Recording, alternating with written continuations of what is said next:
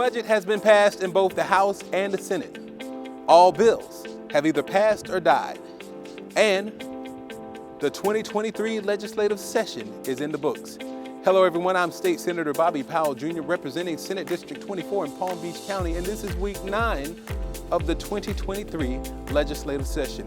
And boy, do I have some important information to share with you. Let's get right into it.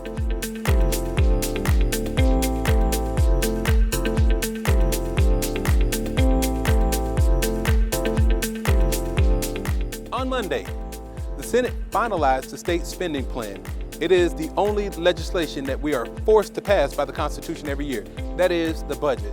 This year's budget is $117 billion.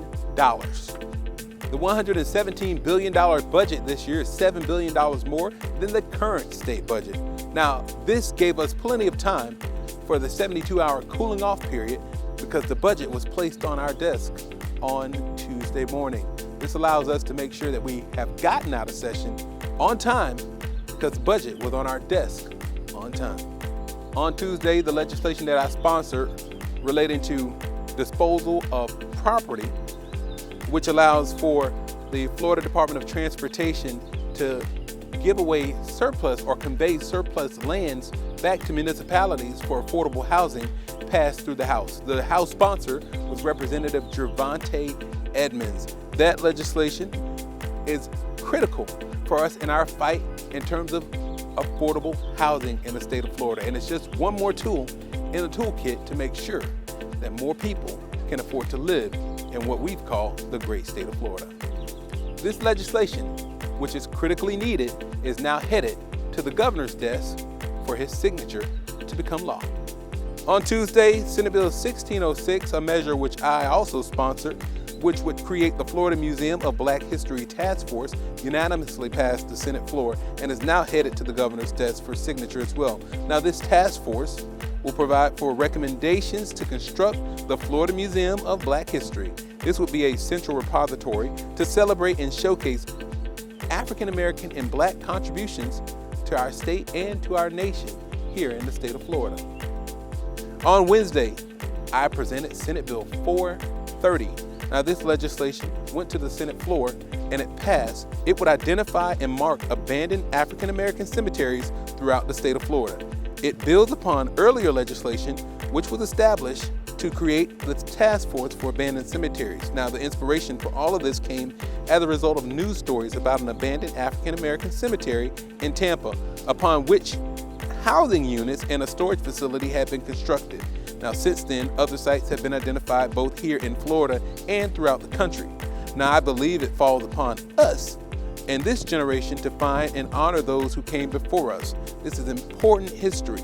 Now, this legislation finally gives us methods and means to identify these forgotten and abandoned graves and money to make sure they are identified. Now, the legislation, which was sponsored in the House by Representative and Leader Fentress Driscoll, unanimously passed that chamber last month. Likewise, it unanimously passed the Senate floor, and this bill is now headed to the governor's desk for his signature. The 9th and final week of the 2023 legislative session pretty much ended the same way that it started, with Republicans delivering on their promises to the governor for some highly controversial red meat issues for the extreme right. Now, these issues bring us no closer to real solutions for real issues that keep real people up at night. We're still no closer to solving the rent crisis. Rents are still too high. Housing prices are still out of reach, and property insurance is still rising.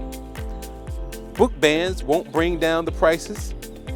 Neither will prohibitions on diversity, equity, and inclusion, or installing the gender police or outlawing abortion after 6 weeks.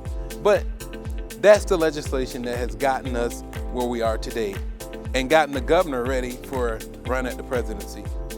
The governor's culture wars have continued to tarnish the state's image, but they've done nothing to make life better for those of us who live here in the state of Florida.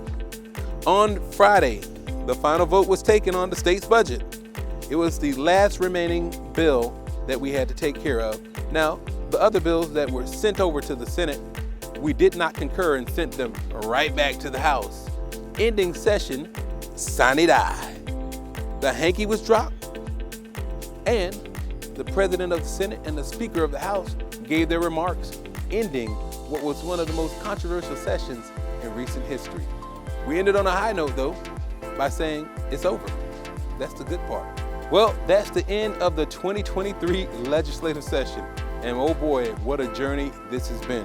Thank you for joining us in Tallahassee for these 9 weeks, and it has been my privilege to bring you the Powell Press each and every week of session, to give you our first-hand account of bills as they wound their way through the lawmaking process, and to raise the alarm when necessary on legislation that could take us off the rails.